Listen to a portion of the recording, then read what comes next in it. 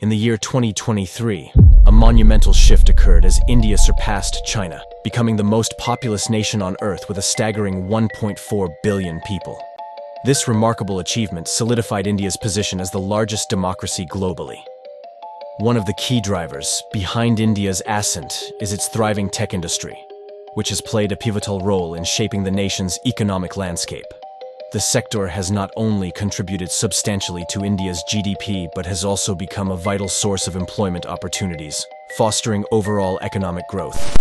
Companies like Tata, Flipkart, Zomato, Ola Cabs, and many more are making headlines globally. In the fiscal year 2022, the industry's revenue surpassed an impressive $200 billion, setting the stage for continued growth. Looking forward, the trajectory of India's technology industry appears promising, with projections indicating a path toward the $500 billion milestone by 2030. This upward trend positions India as a global leader in technology and knowledge services. However, India's current success stands in stark contrast to its past. Before the 1990s, India operated as a socialist nation, with the government holding monopolies in almost every sector. During this era, a substantial segment of the population, 3 out of every 4 individuals, participated in primitive agriculture, utilizing basic tools. Whether as impoverished landless laborers or small plot farmers, the pursuit of a subsistence life posed considerable challenges. The literacy rate was a mere 14%, and the average life expectancy was a meager 32 years. The transformation India has undergone from those challenging times to its present status as a burgeoning economic powerhouse is nothing short of remarkable. But how India achieved all of this? This is the story of India's magnificent transformation.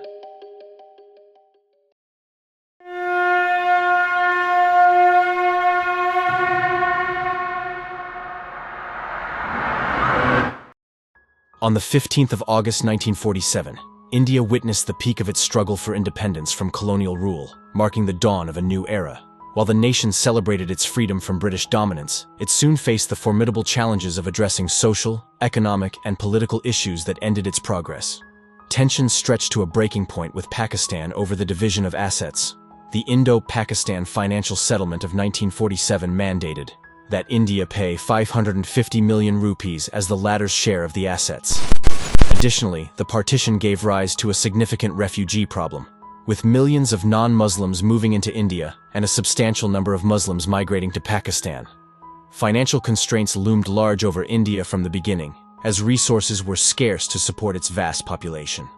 Nevertheless, in 1952, the country successfully conducted its first general elections, marking a historic moment in its history.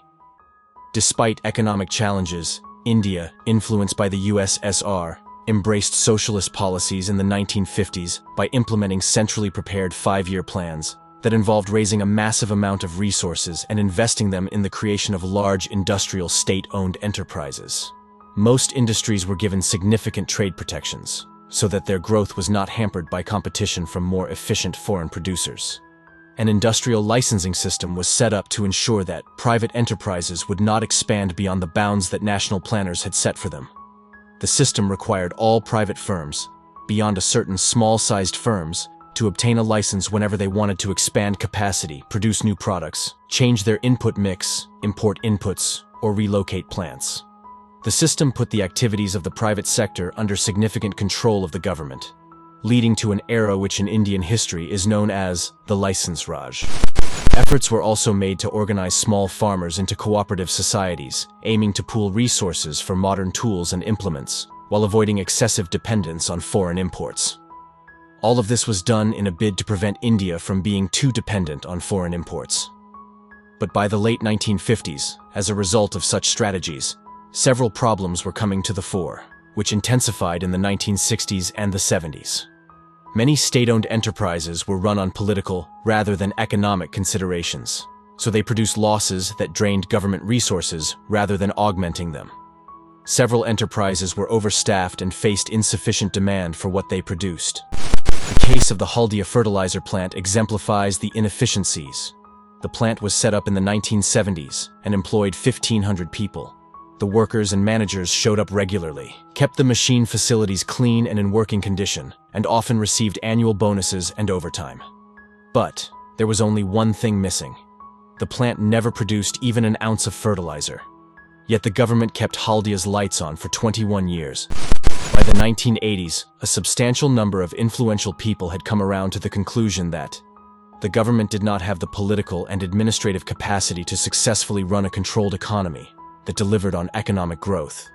In an attempt to address these issues, certain industries and business activities were exempted from licensing requirements in the late 1980s, fostering industrial growth. However, India fell short of fully embracing a liberal economy during this period. But this was all about to change in the next few years. Before further moving on, if you have watched this video so far, then please hit the like and subscribe button to support the channel.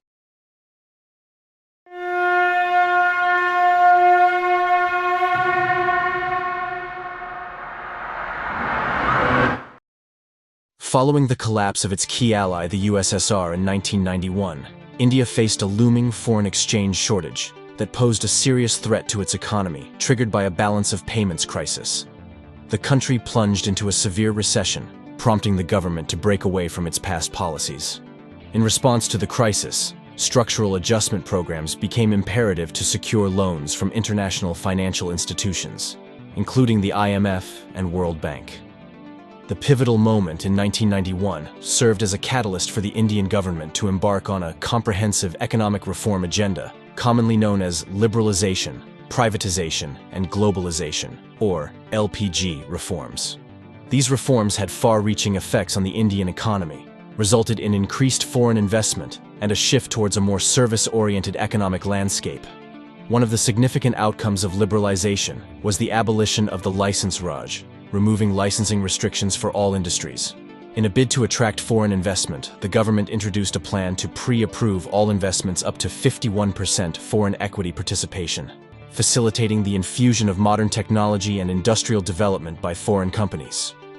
The old policies governing foreign technology agreements were also dismantled to encourage technological advancement.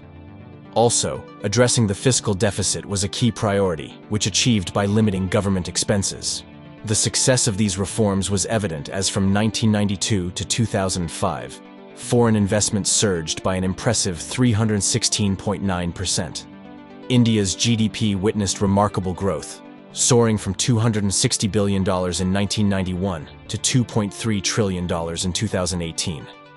The annual growth rate in GDP per capita accelerated from a modest 1.2% in the 3 decades after independence to a robust 7.5%. Despite the substantial contribution of the service sector to India's GDP, characterized by high productivity, it faced a challenge of low employment generation. This was particularly notable in rapidly growing subsectors such as software services, telecommunications, and banking, which are capital-intensive and require less labor compared to sectors like agriculture or manufacturing.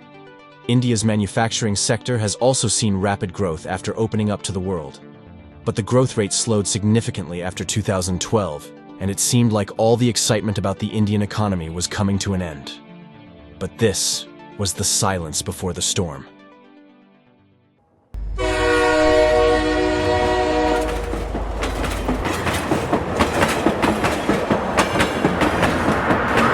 A new leader, a new era for India. India's opposition leader, Narendra Modi, is now Prime Minister-elect, delivering a crushing blow to the Indian National Congress, which has controlled India's government for most of its post-colonial history, by sweeping an election that saw 550 million votes cast.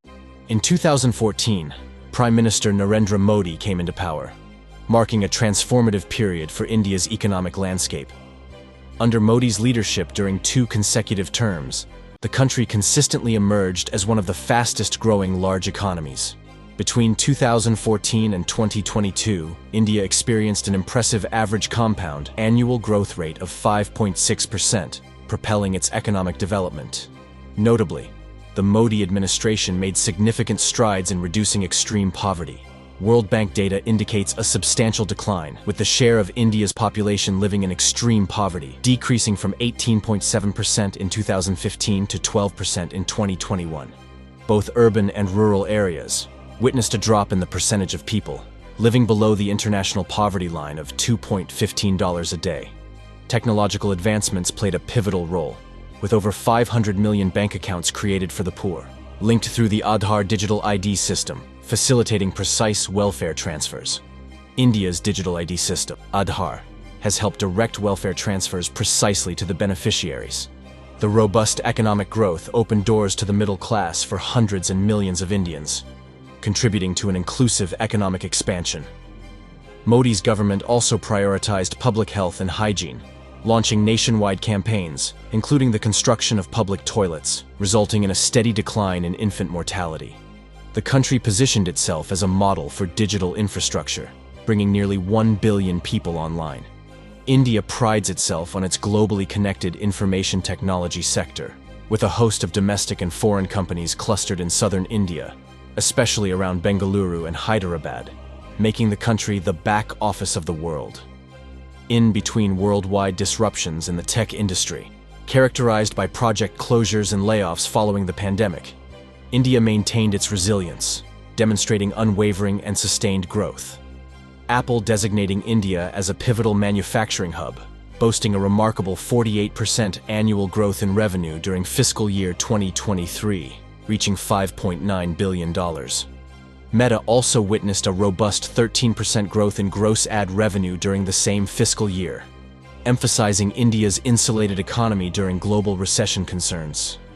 This consistent upward trajectory of these global tech companies in India, despite turbulent global conditions, speaks volumes about the country's potential as a lucrative market and a stronghold for future expansions.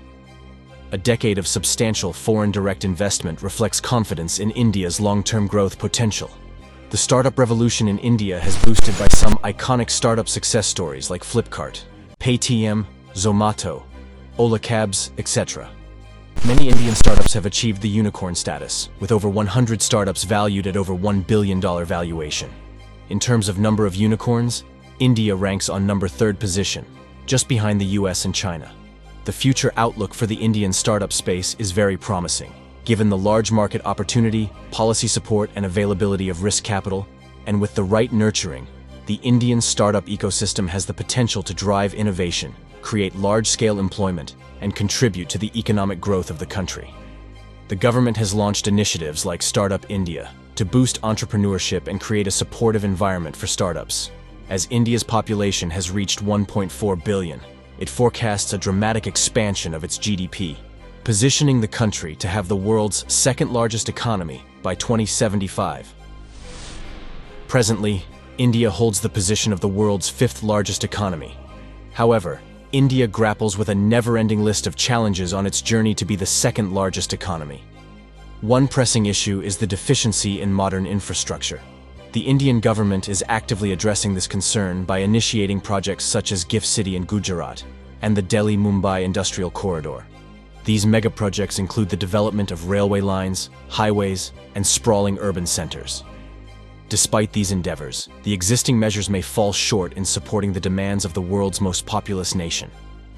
Poverty remains a significant hurdle, with Mumbai, India's financial hub, commonly known as the slum capital. The education system, particularly in certain regions, ranks among the poorest globally. High levels of youth unemployment encourages many to seek opportunities abroad, leaving behind their homes and families. The lack of sufficient business opportunities exacerbates the challenge of absorbing the vast number of graduates into the workforce. Compounding these issues, a McKinsey report from a few years ago revealed that only a quarter of engineers in India were deemed employable, with some studies suggesting even lower figures. A recent survey by employability assessment firm Aspiring Minds indicated that a staggering 95% of Indian engineers lack coding proficiency. Wealth inequality in India is an escalating concern, exacerbated by the recent pandemic. Technological advancements have disrupted the job market, creating a gap in required skills. Presently, the demand for digital skills in India is 8 times greater than what is available, a gap projected to widen to 20 times in the future. These challenges collectively pose hurdles in India's pursuit of becoming the world's 2nd-largest economy. To navigate this path successfully, radical and transformative steps are imperative. The need for comprehensive development is paramount, and only time will reveal the outcomes of India's efforts to address these challenges on its journey to join the ranks of developed economies. we only hope for the best. As India boasts Bollywood, a vibrant industry of Hindi films that is gradually gaining global recognition, there exists another country in the eastern part of Asia, South Korea. South Korean culture and its entertainment industry have not only become globally mainstream, but are also widely appreciated by audiences worldwide. However, despite its success, South Korea faces significant challenges. And to know that how South Korean miracle becoming the cause of its extinction, click on the video to the right, and I will see you there.